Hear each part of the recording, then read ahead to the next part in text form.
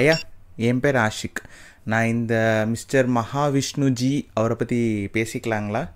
ஆக்சுவலாக இத்தனைக்கும் அந்த கொஸ்டின் கேட்டார்ல, அந்த சார் பேரே சங்கர் தான். அந்த சாரோட பேர் ஆந்தோனியாவோ அக்பராவோ இருந்தாலும் தமிழ்நாட்டில் பிரச்சனை கிடையாது. இத்தனை வருஷமாக இனிமேலும் அப்படி தான் இருக்க போகுது. ஸோ இந்த சங்கிப்பயில இப்போ ஒவ்வொருத்தன் பேரை வச்சு அடிக்கிறாங்கல்ல, அப்படி ஸ்டார்ட் பண்ணும்போதே அதெல்லாம் அப்படியே முளையிலேயே கிள்ளி எரிஞ்சிடணும். ஸோ இவங்க என்ன தான் பண்ண முயற்சி பண்ணாலும் அது தலையிலேயே தட்டி வைக்கிறது தான் தமிழ்நாடோட இயல்பு. அப்படி தான் நடந்துகிட்ருக்கு. ஸோ அது ஒன்றும் பிரச்சனை இல்லை. நான் பேச தான் போகிறேன் இந்த விஷயத்தை பற்றி. பார்க்குறதுனா பாரு, இஷ்டம் இருந்தால் இல்லைன்னா எந்திரிச்சு வெளியே போடா. மதம் மாத்திரவங்களை தட்டி வைக்கணும். இருக்கட்டும்டி சங்கியலா. ஆக்சுவலாக நான் எந்த இன்சிடெண்ட்டை பற்றி பேச போகிறேன்னா, ரிலீஜியஸ் மேட்டர் பற்றி பேச போகிறேன்னா அப்படின்னு கேட்டால் இல்லை. இது அந்த ஸ்கூல் கவர்மெண்ட் என்டிட்டியில் நடந்த ஒரு விஷயத்தை பற்றி நான் பேச போகிறேன். ஸோ இது ரிலீஜியஸை பற்றி, ஒரு ரிலீஜியனை பற்றி பேசுகிறேன் அப்படின்னு இதை ஃப்ரேம் பண்ண முடியாது. ஸோ நான் அந்த ஈவெண்ட்டை பற்றி தான் பேச போகிறேன். என்ன நடந்துச்சோ, அதில் என்ன தப்பு இருந்துச்சோ, அந்த ஈவெண்ட்ஸை பற்றி தான் நம்ம பேச போகிறோம். ஆர்டிகல் 28 ஆஃப் த கான்ஸ்டிடியூஷன் என்ன சொல்லுதுன்னா, no religious instruction shall be provided in any educational institution funded by states. So நீங்கள் டக்குன்னு நம்ம சங்கிகள் 7வது அறிவு அப்போ தான் முளைச்சிட்டு அவங்க கேட்பாங்க, நீங்கள் கிறிஸ்டியன் ஸ்கூலில் உங்களுக்கு கேட்க திராணி இருக்காடா அப்படின்னு சொல்லிட்டு வருவாங்க. அவங்களுக்கு நம்ம என்ன பதில் சொல்ல போகிறோன்னா, இதை நான் திருப்பி தமிழில் சொல்கிறேன். அப்போ உங்களுக்கு புரியும்னு நினைக்கிறேன், உங்களோட மண்டைக்கு ஏறும்னு நினைக்கிறேன் நல்லா உரைச்சி.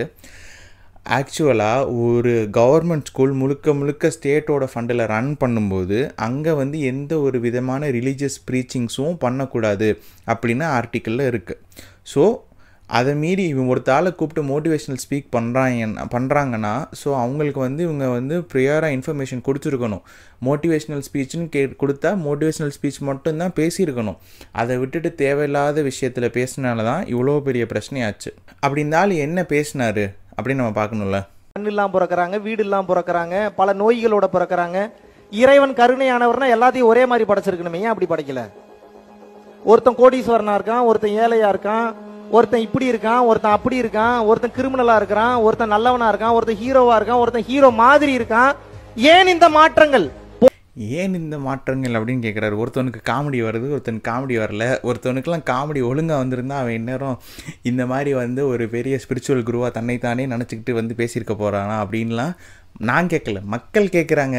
யாருன்னா, இந்த மகாவிஷ்ணுஜியை பற்றி நீங்கள் தெரிஞ்சுக்கிறதுக்கு முன்னாடி அவர் அதுக்கு முன்னாடி என்ன பண்ணார் அப்படின்னு நீங்கள் பார்த்துக்கணும். 2 பேர் பேசிக்கிட்டாங்க. டே மாப்பிள்ள, என் சித்தப்பா செத்துட்டாரு, அவரோட சாவுக்கு எல்லாமே நான் தான் செஞ்சேன். சித்தப்பா செத்துட்டாரு, சாவுக்கு எல்லாமே நீ தான் செஞ்ச. சரி, சித்தப்பா எப்படி செத்தாரு? அதான் சொன்னனே, சாவுக்கு எல்லாமே நான் தான் செஞ்சேன்னு. சித்தப்பாவை கொன்னதே இவன் தான். மாற்றங்கள் போன ஜென்மத்துல நீங்க என்ன செஞ்சீங்களோ அதை பொறுத்து உங்களுக்கு இந்த பிறவி கொடுக்கப்பட்டிருக்கிறது. அசத்த போவது யாரில்ல, அசத்தெல்லாம் அசத்திட்டு இருந்த ஒரு நண்பர் தான் நம்ம மகாவிஷ்ணுஜி. அவருக்கு அந்த காமெடி மட்டும் போன ஜென்ம பாவத்தில் அவர் ஒழுங்காக ஏதாச்சும் கணக்கு மிஸ் பண்ணாமல் இருந்திருந்தார்னா நல்ல முறையில் காமெடி வந்திருக்கும். இந்நேரம் ஏதோ ஒரு விஜய் டிவியோ ஒரு சன் டிவியோ அந்த மாதிரி போயிட்டு நல்லா செட்டில் ஆகிருப்பார். ஸோ அவருக்கு அந்த காமெடி குறைபாடு இருந்தனால தான் இப்படி பணத்திக்கிட்டு இருக்காரு, இப்படி ப்ரீச் பண்ணிட்டு இருக்காரு. தப்புன்னா நீங்க எதுக்கு என்னை பேச கூப்பிடுறீங்க சார்? தப்புன்னா நீங்க எனக்கு எதுக்கு பேச கூப்பிடுறீங்க? What is your problem?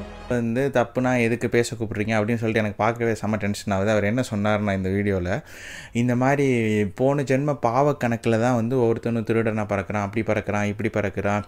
அதாவது உடம்புல ஏதாவது குறைபாடோட பிறக்கிறாங்க. மாற்றுத்திறனாளிகளை ரொம்ப அட்டாக் பண்ணுற மாதிரி ஒரு ஸ்டேட்மெண்ட். இது ஸ்பிரிச்சுவலாக இருக்கணும்னு அவசியம் இல்லை. கொஞ்சமாச்சு மனிதாபிமானம் இல்லை கொஞ்சமாச்சு மண்டையில் சரக்கு இருந்தால் போதும். நமக்கு தெரியும் ஒரு ஆளை இப்படி ஹர்ட் பண்ணலாமா அப்படின்னு. ஸோ இது மட்டும் இல்லை, இது ஆக்சுவலாக அந்த சங்கர் அப்படிங்கிறவருமே அவர் பார்க்க முடியாது அவரால். பட் எனக்கு என்ன ஒரு விஷயம், இங்கே அத்தனை பேர் பார்வை இருக்குது, ஆனால் அந்த ஒரு சங்கர் அப்படிங்கிற சாருக்கு மட்டும்தான் விஷன் இருந்திருக்கு பாருங்களேன். இத்தனை பேர் மத்தியில் தனி ஆளாக நின்று அவ்வளோ பெரிய க்ரௌடில் ஒரு ஆளை கொஸ்டின் பண்ணியிருக்காரு. அத்தனையும் அந்த மேனேஜ்மெண்ட் எல்லாருமே இருந்திருப்பாங்க ஆப்வியஸாக. ஸ்கூலில் அவர் ஒரு தமிழ் சார் நினைக்கிறேன். ஸோ ஒரு ஹெட் மாஸ்டர் எல்லோரும் இருக்கும்போது அவரோட அந்த பகுத்தறிவுக்கு பிரைட்டன் பண்ணி டக்குன்னு கொஸ்டின் கேட்டார்ல. இதுதான் தமிழ்நாடு நண்பர்களே, புரிஞ்சுக்கோங்க. பேச கூப்பிட்டா நம்ம இஷ்டத்துக்கு வாய்க்கு வந்ததை பேசக்கூடாது. அது பேச கூப்பிட்டது தப்பு. நம்ம அதுக்கு பின்னாடி வருவோம். நம்ம நண்பர்கள் அப்படியே நழுவி போகலான்னு பார்ப்பாங்க. நம்ம பின்னாடி வருவோம், அதை பேச கூப்பிட்டதில் என்ன பிரச்சனை அப்படின்னு. பேச கூப்பிட்டா நமக்கு வாய் இருக்குங்கிறதுக்காக மற்றவங்களை ஹர்ட் பண்ணுற அளவுக்கு அப்படி பேசக்கூடாது. அந்த அளவுக்கு கூட நமக்கு ஒரு புரிதல் இல்லைன்னா அதை வச்சு நம்ம என்ன பண்ணுறது ப்ரோ? Come on bro. இதை பற்றி பேச தயங்கினதுனாலதான் என் நாடு நாசமாய் போனது, வீணாய் போனது. 67,000 குருகுலங்களுக்கு மேல இந்தியா ஃபுல்லா இருந்தது. 3,23,000 அனைத்தும் அழிக்கப்பட்டது. ஒரு மந்திரத்தை படிச்சீங்கன்னா நெருப்பு மலை வரும், ஒரு மந்திரத்தை படிச்சீங்கன்னா உடல் நோய் குணமாகும், ஒரு மந்திரத்தை படிச்சீங்கன்னா இங்கிருந்து அங்க பறந்து போவான். அத்தனையையும் ஓலை பனை ஓலையில் எழுதி வைத்து விட்டு சென்றார்கள். ஜி எப்படி வர அப்படின்னா குருகுலம் மந்திரம் அப்படின்னு வராரு. ஸோ ஆப்வியஸாக தெரிஞ்சிச்சு it's going to be Sanatanam. சனாதானத்தை பற்றி தான், சனாதானத்தை ப்ரொமோட் பண்ணி தான் போய் பேசிகிட்டு இருக்காரு. அது ஒரு விஷயம். கூப்பிட்டுருக்காங்க ஸ்கூலில் மோட்டிவேஷனல் ஸ்பீச் கொடுக்கணும் அப்படின்னு. டக்குன்னு நம்மளால் என்ன பண்ணியிருப்பாரு, ஹாரி பாட்டர் பாடம் பார்த்துட்டு இருப்பாரு. மந்திரம் சொன்னால் இது எரியுது, ஃபயர் வருது, மந்திரம் சொன்னால் மழை பெய்யுது, மந்திரம் சொன்னால் பறக்கிறது அப்படின்னு அவரோட தூக்கத்தில் ஸ்லீப்ஸில் வந்து ட்ரீம்ஸ் வந்திருக்கும். அதை அப்படியே சொல்லிட்டாருன்னு நினைக்கிறேன். I don't know, I'm not sure about that as well. சரி, ஆனால் பின்னால் வந்த ஆட்சியாளர்களின் காரணமாக, நான் சொல்ற பிரிட்டிஷ் வந்த அவர்களுடைய சதி வேலையின் காரணமாக நமது மக்களுடைய ஞானம் மண்ணோடு மண்ணாக புதைந்தது. ஆட்சியாளரின் காரணமாக நான் சொன்னது பிரிட்டிஷ். சொல்லி தான் பாருங்களேன், வேற ஏதாச்சும் தான் சொல்லி பாருங்களேன், அஜெண்டாவை நேராக கொண்டு வந்து பாருங்களேன், ஃபினிஷ். தெரியும்ல? ஸோ சொல்ல முடியாது. ஞானம் புதைந்ததா இல்லை சாதிய வேறுபாடுகள் கொஞ்சம் கொஞ்சமாக புதஞ்சிக்கிட்டு வருதா அப்படிங்கிறது வந்து நமக்கே தெரியும். ஸோ இது வந்து ஒரு செட்டு. இன்னொன்று என்னை வந்து ரொம்ப டிஸ்கஸ்டிங்காக நான் ஃபீல் பண்ண விஷயம் என்னென்னா, போகிற வழியில் ஒருத்தர் மூஞ்சில் ஆசிட் அடிச்சிட்டானே என்ன பண்ணுவீங்க? இவ்வளோ நாள் எதை வச்சு நீங்கள் பில்டப் பண்ணிட்டு இருந்தீங்க? உங்கள் அழகை வச்சு தான் பில்டப் பண்ணிட்டு இருந்தீங்க. இப்போ ஆசிட் அடிச்சிட்டான், இப்போ எதை பிடிச்சிட்டு நீங்கள் வாழ்வீங்க? இத்தனை நாள் அழகு இருந்தது, அதை காமிச்சு வாழ்ந்தீங்க. அழகு இருந்தது, அதை காமிச்சு இம்ப்ரெஸ் பண்ணுமா முகம்? இப்போ எதை காமிச்சு இம்ப்ரெஸ் பண்ணுவீங்க? மூஞ்சில ஆசிட் அடிச்சாதான் இந்த சிந்தனை வருமா? ஐயோ மூஞ்சில ஆசிட் அடிச்சிட்டா இப்ப நான் எதை காமிச்சு இம்ப்ரெஸ் பண்றது? இறைவன் உங்களுக்கு கொடுத்தது எல்லாமே வரப்பிரசாதம், அதில் மாற்று கருத்து இல்லை. அதை எப்படி பயன்படுத்துறீங்க? அதான் கேள்வி. இப்போ என்ன சொல்ல வர்றாருன்னா, போகிற வழியில் ஒருத்தர் மூஞ்சில் ஆசிட் அடிச்சிட்டான், இனிமேல் எப்படி வாழ்வீங்க அப்படிங்கிறாங்க. ஆக்சுவலாக அசால்ட்டாக பேசுகிறான். ஆசிட் விக்டிம்ஸோட அவங்களோட எப்படி சொல்கிறது, அவங்களோட கான்ஃபிடென்ஸ் எல்லாமே பயங்கரமாக உடஞ்சிருக்கும். அவங்க கோ த்ரூ பண்ணுறது என்னன்னு நமக்கு தெரியாது. எப்பயுமே ஒரு விக்டிமோட பெயினை நம்ம பேசும்போது நம்மளால் வந்து அந்த பெயினை நம்ம வந்து உணர்ந்தோ எப்படியுமே பேச முடியாது. நமக்கு ரொம்ப நெருக்கமானவங்களுக்கு ஒரு பாதிப்பு வந்தாலுமே அது நமக்கான பாதிப்பு இல்லாத வரைக்கும் நம்மளால் முழுசாக அதை வாங்கி பேச முடியாது. அப்படி இருக்கும்போது ஒரு ரொம்ப சீரியஸான விஷயத்தை அசால்ட்டாக எப்படி இப்படி பேசிட்டு போக முடியும்னு எனக்கு தெரில. First point. அதுக்கப்புறமேல்ட்டு ஒரு ஆசிட் விக்டிம் இருந்தாங்கன்னா அதுக்கு காரணம் யார்? ஆசிட் அடித்தவன் தான் காரணம். ஸோ அந்த ஆசிட் அடித்தவனை விட்டுட்டு இவன் வந்து திருப்பி இவங்களே கொஸ்டின் பண்ணுறான். அழகை காமிச்சு ப்ரூவ் பண்ணிக்கிட்டு இருந்தீங்க, இனிமேல் எப்படி ப்ரூவ் பண்ணுவீங்க? அதான் இது வந்து இவங்க மண்டையிலலாம் எப்படி இருக்குன்னா, பெண்கள் வந்து அப்ஜெக்டிஃபிகேஷன் அந்த ஒரு இடத்துல தான் இவங்க இருக்காங்க. ஸோ ஆப்வியஸாக வந்து பெண்கள் வந்து அழகு இல்லைன்னா வேறு எதுவுமே இல்லை அப்படிங்கிறத வந்து இந்த இடத்துல சொல்கிறான். ஸோ இப்போ பார்த்தீங்கன்னா it's not necessary to be their beauty. Like இப்போ நிறைய விஷயத்தில் என்ன பார்த்தீங்கன்னா, நிறைய பேர் வந்து நம்ம சொசைட்டி எப்படி கட்டமைக்கப்பட்டிருக்குன்னா, ஒரு பெண் ஒரு அச்சீவ்மெண்ட் பண்ணாங்கன்னா மோஸ்ட் ஆஃப் த டைம் அவங்களோட பியூட்டி ஸ்டாண்டர்ட்ஸை தான் முன்னாடி வைக்கிறாங்க. அவங்க அச்சீவ்மெண்ட்டை வந்து அவங்க பியூட்டியை வச்சு சர்ப்ரைஸ் பண்ணாங்க. இது வந்து ஒரு ஹார்ட் ரியாலிட்டி, இப்படி தான் இருக்குது.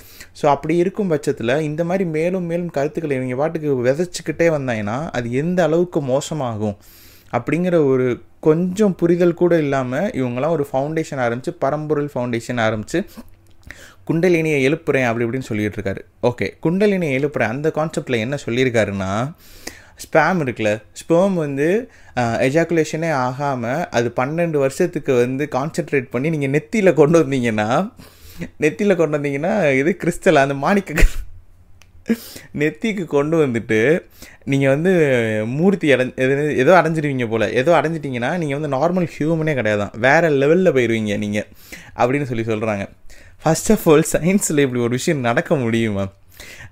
ஸ்பெர்ம் ஜெனரேஷன் வந்து டெஸ்டிகிள்ஸில் ஆகுது, அதை எப்படி நீ ட்ராவல் பண்ணி மண்டை கொண்டு வருவ? சயின்ஸில் இது வந்து இந்த மாதிரி தான் சும்மா ஏதாச்சும் மித்தை அடிச்சு விட்டு அப்படியே போகிற போக்கில் அடிச்சு விட்டு போகிறது, யாரும் கேட்க மாட்டாங்க அப்படின்னு. சோஷியல் மீடியா இப்போ இருந்தனால இவர் மாட்டினா அப்படி. இதுவே ஒரு 20 வருஷத்துக்கு முன்னாடி இருந்திருந்தால் இன்னொரு ஆள் மாட்டியிருப்பா. அப்படி காடுகளை ஆக்கிரமித்து கொண்டிருக்கும் நபர்கள்லாம் வந்து அப்பயே மாட்டியிருப்பாங்க. ஜஸ்ட் மிஸ் தப்பிச்சிட்டாங்க. It's okay. இந்த இஷ்யூவை பற்றி பேசிட்டோமா? இப்போ இந்த இஷ்யூக்கு அடுத்து என்ன ஆக்ஷன் நடந்துச்சு அப்படின்னு பார்த்தீங்கன்னா, நம்ம கல்வித்துறை அமைச்சர் அன்பில் மகேஷ் அவர்கள் என்ன பண்ணார்னா, இந்த ஆசிரியரை கூப்பிட்டு பாராட்டினார். எங்கள் ஆசிரியரை என் கோட்டைக்குள்ளே வந்து இப்படி நீ எப்படி பேச முடியும், எங்கள் இடத்துக்கே வந்து எங்கள் ஆசிரியரை நீ பேசுவியா, உன் மேலே கடந்த நடவடிக்கை எடுக்கப்படும் அப்படின்னு சொல்லியிருக்காரு. ஓகே, ஃபர்ஸ்ட் திங்ஸ் ஃபர்ஸ்ட், எப்படி இவர் அந்த கோட்டைக்குள்ளே வந்தார், கோட்டைக்குள்ளே எப்படி அலோவ் பண்ணிங்க? This is not a first incident, right? இது வந்து முதன்முறையாக இப்படி தான் நடக்குது அப்படின்னு இல்லை. இந்த மாதிரி பல விஷயங்கள் வந்து நடந்திருக்கு. பள்ளி கல்வித்துறையாக இருக்கட்டும், நிறைய இடத்துல டிஎம்கே மினிஸ்ட்ரீஸ்லேயே வந்து சனாதன கோட்பாடுகள் உள்ள ஆட்களுக்கு வந்து நிறைய அங்கீகாரங்கள் கொடுத்து அவங்கள மேலும் ஊக்குவிக்கும் விதமாக நிறைய விஷயங்கள் நடந்திருக்கு டிஎம்கே மினிஸ்ட்ரியில். ஸோ இது வந்து ஒவ்வொரு வாட்டியுமே ஏதாச்சும் ஒரு விஷயம் பெருசாக வெடித்ததுக்கப்புறம் சோஷியல் மீடியாவில் அதுக்கு ஆக்ஷன் எடுக்கிறதுங்கிறது வந்து தீர்வு ஆகாது. அது வந்து ஒரு கரெக்டிவ் ஆக்ஷனுமே எல்லா கேசஸ்க்கும் நடக்குதான்னு நமக்கு தெரில. ஸோ இந்த மாதிரி பெரிய பெரிய பிரச்சனை ஆகும்போது அது கரெக்டிவ் ஆக்ஷன் எடுக்கிறாங்க, அதை அப்ரிஷியேட் பண்ண வேண்டிய விஷயந்தான். ஆனால் எதுக்கு இந்த தப்பு நடக்க ஒரு சூழ்நிலை உருவாக்கணும்? ஸோ அந்த ப்ரிவென்டிவ் ஆக்ஷன் தானே எடுக்கணும். அதனால தானே எதிர்பார்த்து மக்கள் வந்து டிஎம்கேக்கு வந்து வாக்களித்து டிஎம்கேவை இந்த ஒரு ஸ்ட்ராங்கான பொசிஷனில் வச்சுருக்காங்க. ஸோ டிஎம்கே இந்த ஸ்ட்ராங்கான பொசிஷனில் இருக்கிறதுக்கு காரணம் அவங்களோட அட்மினிஸ்ட்ரேஷன் ஸ்கில்ஸு, மற்ற எல்லா விஷயம் அவங்க எல்லாமே செமையாக பண்ணுறாங்க அப்படிங்கிறது மட்டும். ஆக்சுவலாக இப்போ இருக்க ஆப்ஷன்ஸில் அவங்க தான் இருக்காங்க. எந்த கேட்டகரி நீங்கள் எடுத்து பார்த்தாலும் அவங்க தான் டாப்பில் இருக்காங்க. அட்மினிஸ்ட்ரேஷனாக இருக்கணும். ஏன்னா மற்ற ஸ்ட்ராங் பார்ட்டி அவங்களுக்கு அகென்ஸ்டாக யாருமே கிடையாது. கூடிய விரைவில் நம்ம அண்ணா ப்ரெஸ் மீட்டிங் போட்டதுக்கப்புறம் தான் நமக்கு தெரியும் அண்ணாவை சப்போர்ட் பண்ணுறதா இல்லை திருப்பி அண்ணாவே அடிக்க போகிறாங்களா அப்படின்னு தெரியல. நம்ம விஜய் அண்ணா வந்து அவரோட கட்சி ப்ரெஸ் மீட்டிங்கில் என்ன சொல்கிறாரோ அதை பொறுத்த ஒரு ஸ்ட்ராங் ஆப்போசிஷன் உருவாக முடியுமா அப்படின்னு சொல்லி பார்க்க முடியும். ஸோ அப்படி இருக்கும் கட்டத்தில் டிஎம்கே இவ்வளோ ஸ்ட்ராங்காக இருக்காங்கன்னா அவங்க அட்மினிஸ்ட்ரேஷனுக்காக மட்டும் அவங்க மக்கள் வந்து வாக்களிக்கலை.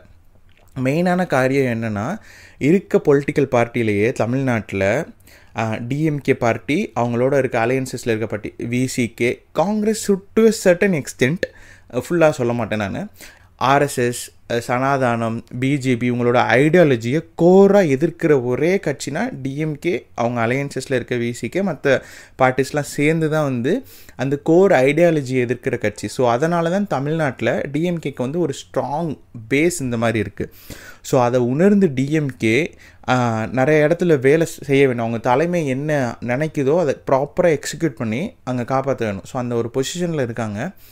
ஸோ அதை டிஎம்கே மேற்கொண்டு இனிமேல் இந்த மாதிரி பிரச்சனையில் வந்து வலுவாக்கி செய்வாங்க அப்படின்னு நம்ம வந்து நம்புவோம். அவங்க பண்ணுவாங்கன்னு நம்ம வந்து அவங்கள்ட்ட வந்து நம்ம கேட்டுக்கிறோம். Because they listen to criticism. So அதை தான் அவங்க பண்ணுவாங்கன்னு நம்ம எதிர்பார்க்குறோம். இது போக இன்னொரு செட் ஆஃப் பீப்புள் இருக்காங்க. பிஜேபி என்டிகே தப்பு பண்ணால் போட்டு கட்டின்னு கடிக்கிறதும், டிஎம்கே தப்பு பண்ணால் வருடி வருதும். But still I can understand. தோழமை சுடுதலாக இருக்கலாம், தப்பு இல்லை. அதுக்குன்னு எங்கள் அண்ணாவை அட்டாக் பண்ண வந்தேல் அவ்வளோதான். கோட்டு படத்தை போட்டு இந்த அடிக்கிறீங்க. நான் தனியாக அப்புறம் வீடியோ போட்டுக்கிறேன்டா. பாய் பீப்புள்.